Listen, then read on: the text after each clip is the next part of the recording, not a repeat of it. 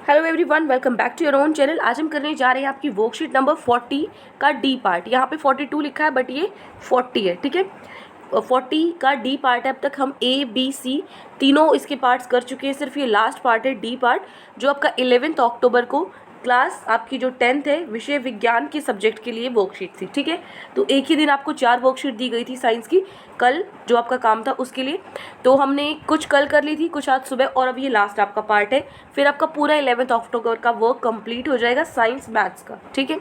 सिर्फ हिंदी का रहता है। हिंदी का हम सुबह सुबह आपकी जो वीडियोज़ है हिंदी की, बाकी तीनों जो पार्ट है BCD सुबह अपलोड हो जाएंगे, ठीक है, ताकि आप छुट्टियों में आराम से अपना वर्क कर सको। चलिए, तो आपका जो पार्ट है जैव प्रक्रम, इसके अंदर जो हमारा लास्ट टॉपिक है ना, वो है उत्सर्जन। कैसे उत्सर्जन होता है, उत्सर्जन क्या होता है। देखो, किसी भी जीवित शरीर के अंदर बहुत सारी रासायनिक अभिक्रियाएं होती ही रहती हैं, ठीक है। तो जिनके कारण जो अलग अलग है ना, जिन चीज़ों का काम भी नहीं है, ऐसे ऐसे वर्ज्य पदार्थ बनते रहते हैं। तो उस जीवित शरीर के लिए इन वर्ज्य पदार्थों का निष्कासन आवश्यक हो जाता है। उनको निकालना ज़रूरी है ना। जो वेस्ट हो गया हमारी बॉडी में, जो वेस्ट है उसको बाहर निकालना ज़रूरी है, ठीक है। तो वही हम पढ़ेंगे, उस प्रक्रिया को ही हम उत्सर्जन बोलते हैं। जो वर्ज्य पदार्थ है उनका निष्कासन करना ही उत्सर्जन होता है, ठीक है। तो देखो, एक कोशिक और बहुकोशिक जीवों में कैसे, यहाँ पे सब्शन लिखा हुआ है, उत्सर्जन आएगा, राइट।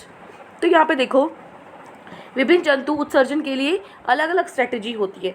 एक कोशिका वाले जीव होते हैं और बहुकोशिकीय जीव। एक कोशिका वाले जीव क्या करते हैं, जो अपशिष्ट है ना, जो वेस्ट है आपका, ठीक है, जो व्यर्थ है, बिल्कुल जो व्यर्थ पदार्थ है आपकी, उनको शरीर की सतह से जल में विसरित करते हैं। मतलब क्या करेंगे, जो उनका शरीर है एक जगह पहले इकट्ठा कर लेंगे यहाँ पे अपना सारा वेस्ट, उसके बाद इस हिस्से को बाहर ही निकाल देंगे, ठीक है ना। अपने शरीर से ही इस हिस्से को अलग कर लेंगे। ऐसा करते हैं एक कोशिकीय जीव, ठीक है। तो उसके बाद बहुकोशिकीय जीव क्या करते हैं, जो अपशिष्ट है, व्यर्थ पदार्थ है, वेस्ट है, जो उसको निष्कासित करने के लिए, बाहर निकालने के लिए बहुत सारे स्पेशल अंग होते हैं, विशिष्ट अंग होते हैं, उनका प्रयोग करते हैं। तो वो सारे आज हम डिटेल में पढ़ेंगे। तो देखो, मानव में उत्सर्जन कैसे होता है।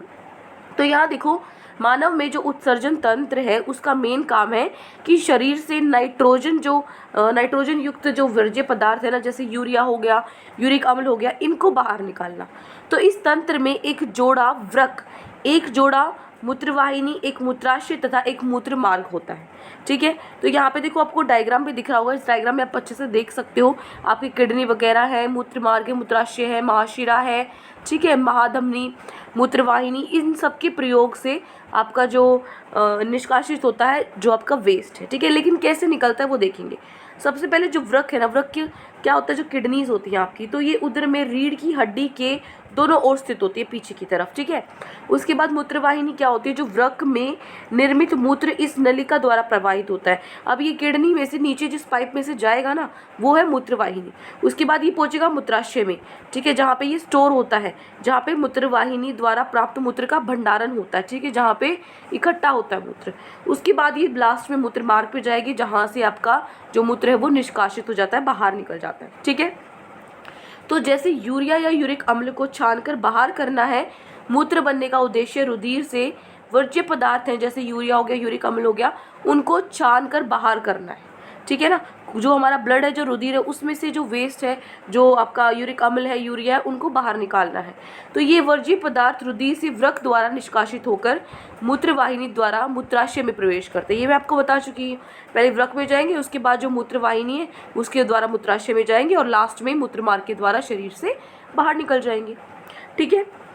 उसके बाद आता है वृक्काणु, जिसको हम नेफ्रॉन बोलते हैं। ये क्या है, देखो, ये है वृक्क का निस्यंदन एकक, ठीक है ना। तो ये वृक्क की रचनात्मक और क्रियात्मक इकाई है। ये नेफ्रॉन है। न्यूरॉन मैंने आपको बताया था, आप मुझे कमेंट सेक्शन में बताओ न्यूरॉन किसकी रचनात्मक और क्रियात्मक इकाई है, ठीक है। ये आप मुझे बताना है, आपका होमवर्क है ये पहले हम कर चुके हैं, ठीक है। तो यहाँ से आप देखोगे तो इस तरीके से जो वृक्क है ना, वृक्क की रचना ये मैं बता चुकी आपको, रचनात्मक और क्रियात्मक इकाई है। जो रुधिर है, रुधिर कोशिकाओं द्वारा रुधिर जो अधिक दाब पर एक नलिका में गमन करता है, ज़्यादा प्रेशर पे, जिससे कि जो कोशिका गुच्छ है या फिर ग्लोमेरुलस है, जिसको हम ग्लोमेरुलस कहते हैं, यह एक कप की आकृति, जिसे बोमन संपुट कहते हैं, ठीक है ना। ये रहा यहाँ पे, इसी आच्छादित रहता है, ठीक है। ये डायग्राम देख लेना आप अच्छे से। तो इसमें अब आप ये सवाल उठता है कि जो मूत्र का है उसका निर्माण कैसे होता है, बनता कैसे है। तो देखो शरीर में जो मूत्र निर्माण है ना वो काफ़ी सारी प्रक्रियाएं से होता है। कौन सी सबसे पहले अधिक दाब के अंतर्गत केशिका गुच्छ अति सूक्ष्म निस्यंदन द्वारा विलेय पदार्थों को बोमन संपुट में धकेलता है। कहाँ पर जाता है ये, बोमन संपुट में, ठीक है ना। उसके बाद जब रुधिर नलिका द्वारा प्रवाहित होता है तो जो ग्लूकोज है, अमीनो अम्ल है, लवण है या जल का चयनित पुनर्संशोषण हो जाता है, ठीक है। तो जैसे जैसे मूत्र नलिका से प्रवाहित होता है कुछ आयन जैसे पोटेशियम आयन हो गया, अमोनियम आयन हो गया, ये रुधिर से मूत्र की में प्रवाहित हो जाते हैं। तो तब संग्राहक वाहिनी मूत्र एकत्रित करती है, इकट्ठा करती है और जो जल का पुनर्संश्लेषण दोबारा से जो उसके अंदर जो जल है ना उसको सोख लेती है, क्योंकि हमारे शरीर को जल तो चाहिए तो वो उसको वेस्ट मटेरियल में नहीं निकालती, ठीक है, जल अपने अंदर रखती है। तो इस मूत्र में यूरिया और यूरिक अम्ल और वह वर्णक जो मूत्र को रंग देता है वो भी होता है, ठीक है, जो कि बाहर निकल जाता है। क्लियर। तो अब यहाँ पे जो मूत्र का निष्कासन है बाहर निकलता है, ये वाला प्रक्रिया लास्ट में मैंने आपको बताया था। मूत्र बनने के पश्चात क्या होता है, जो वृक्क है वृक्क से मूत्र वाहिनी में प्रवेश करता है, जहाँ से मूत्राशय में तब तक भंडारित रहता है जब तक कि फैले हुए मूत्राशय का दाब मूत्र मार्ग द्वारा उसे बाहर ना करते, जब तक वो प्रेशर दाब ना बने, वो फूल कर, तो तब तक वो क्या करता है, उसको बाहर ना करते वो बना के रखता है, ठीक है। चलिए आगे चलते हमारे क्वेश्चन आंसर पे। तो अपने अभ्यास करते हैं। तो आज की वर्कशीट में आपको ये 5 प्रश्न दिए गए हैं जिसका हमें हल करना है। तो पहला आपका प्रश्न है, एक कोशिकीय जीव किस प्रकार उत्सर्जन की क्रिया करते हैं। एक कोशिक में कैसे होता है उत्सर्जन, अभी मैंने आप बताया था। वो क्या करते हैं, एक जगह कोने में इकट्ठा करते हैं जो पदार्थ वेस्ट है, उसके बाद उस हिस्से को ही अलग कर लेते हैं अपने शरीर से, ठीक है। तो एक कोशिकीय जीव अपशिष्टों को शरीर की सतह से जल में विसर्जित करते हैं, ठीक है, अलग से जल में निकाल देते हैं, ठीक है। उसके बाद है, ये हो गया आपका क्वेश्चन नंबर 1, प्रश्न 1। आगे प्रश्न नंबर 2, बहुकोशिकीय जीवों में उत्सर्जन एक कोशिकीय जीवों में किस प्रकार भिन्न है। तो देखो अभी मैंने आपको बताया था, एक कोशिकीय जीव में तो क्या होता है, जो अपशिष्ट है आपका, जो वेस्ट मटेरियल है, वो शरीर की सतह से जल में विस्तृत कर देते हैं, अलग कर देते हैं। लेकिन जो बहुकोशिकीय जीव होते हैं, जैसे हम है, जानवर है, ये क्या करते हैं, अपशिष्ट को निष्कासित करने के लिए इनके पास स्पेशल पार्ट्स होते हैं, स्पेशल अंग होते हैं, विशिष्ट अंग होते हैं, उनके थ्रू, जो हमने अभी डिस्कस किए थे, उनके थ्रू ये बाहर निष्कासित करते हैं, ठीक है। ये हो गया आपका प्रश्न नंबर 2। आगे बढ़ते हैं प्रश्न नंबर 3 पे। तीसरा प्रश्न है, वृक्क की कार्यात्मक इकाई क्या है। अभी हमने पढ़ा था रचनात्मक और क्रियात्मक इकाई क्या है वृक्क की, वृक्काणु, या फिर जिसको हम बोल सकते हैं नेफ्रॉन, ठीक है। तो वृक्काणु नेफ्रॉन वृक्क की कार्यात्मक इकाई है। आपको होमवर्क याद है, क्या बताना है आपको, ये नेफ्रॉन है। न्यूरॉन किसका कार्यात्मक और रचनात्मक इकाई है, ये आपका होमवर्क है, ये आप मुझे बताओगे, ठीक है, पहले पढ़ चुके। ये हो गया आपका प्रश्न नंबर 3, ठीक है। उसके बाद है प्रश्न नंबर 4, मूत्र निर्माण में अति सूक्ष्म निस्यंदन की एक महत्वपूर्ण भूमिका है। नेफ्रॉन यह कहाँ होता है, ठीक है, नेफ्रॉन में आएगा यहाँ पे, ठीक है ना, नेफ्रॉन में ही कहाँ होता है, मैं ठीक कर देती हूँ इसको अब, ठीक है। तो नेफ्रॉन में ये कहाँ पे होता है ये, तो देखो जो अधिक दाब के अंतर्गत केशिका गुच्छ अति सूक्ष्म निस्यंदन द्वारा विलेय पदार्थों को बोमन संपुट में धकेलता है। कहाँ पर होता है ये, बोमन संपुट में, ठीक है ना, ये मेन वर्ड है आपका, ठीक है, ये और ये, ठीक है, ये दोनों आपके मेन वर्ड है।